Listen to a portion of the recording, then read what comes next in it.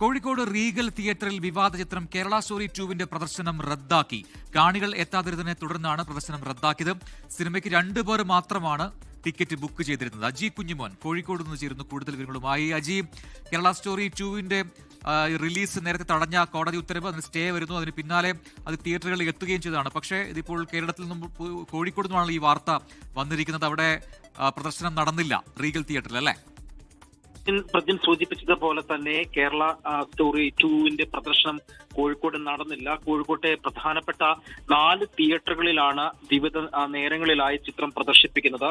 എന്നാൽ ഇന്ന് ചിത്രം പ്രദർശിപ്പിക്കേണ്ടിയിരുന്നത് കോഴിക്കോട് ടൗണിൽ തന്നെയുള്ള റീഗൽ തിയേറ്ററിലാണ്. ഈ റീഗൽ തിയേറ്ററിൽ ആകെ 2 പേർ മാത്രമാണ് എത്തിയിരുന്നത്. 2 പേർ എത്തിയത് കൊണ്ട് മാത്രമേ 2 പേരെ വെച്ചുകൊണ്ട് ഷോ നടത്താൻ കഴിയില്ല എന്ന് തിയേറ്റർ മാനേജ്മെന്റ് തീരുമാനിക്കുകയായിരുന്നു. മിനിമം 10 പേരുണ്ടെങ്കിൽ മാത്രമേ ഈ തിയേറ്ററുകളിൽ സിനിമയ്ക്ക് 10 പേരെങ്കിലും മിനിമം ഉണ്ടെങ്കിൽ മാത്രമേ ഷോ നടക്കുകയുള്ളൂ. ഇന്ന് രാത്രി 10 മണിക്കായിരുന്നു സിനിമ പ്രദർശിപ്പിക്കേണ്ടിരുന്നത്. കാണികൾ എത്താത്തതിനെ തുടർന്നാണ് ഇവിടെ റീഗൽ തിയേറ്ററിൽ ഷോ റദ്ദ് ചെയ്യേണ്ട സാഹചര്യം ഉണ്ടായത്. കനത്ത സുരക്ഷയും തിയേറ്ററുകളിലൊക്കെ തന്നെയും പോലീസിന്റെ ഭാഗത്ത് നിന്നും ഒരുക്കിയിട്ടുണ്ടായിരുന്നു. പ്രജിൻ, അജി കുഞ്ഞുമനാണ് കോഴിക്കോട് നിന്നും വിവരങ്ങൾ നൽകിയത്. ലോകത്തെവിടെയായാലും ഏത് സമയത്തും 24 വാർത്തകളും ഓഗ്മെന്റഡ് റിയാലിറ്റി പാക്കേജുകളും എക്സ്പ്ലെയിനറുകളും വിശദമായി കാണാൻ ഞങ്ങളുടെ യൂട്യൂബ് ചാനൽ നിങ്ങൾക്ക് സബ്സ്ക്രൈബ് ചെയ്യാം.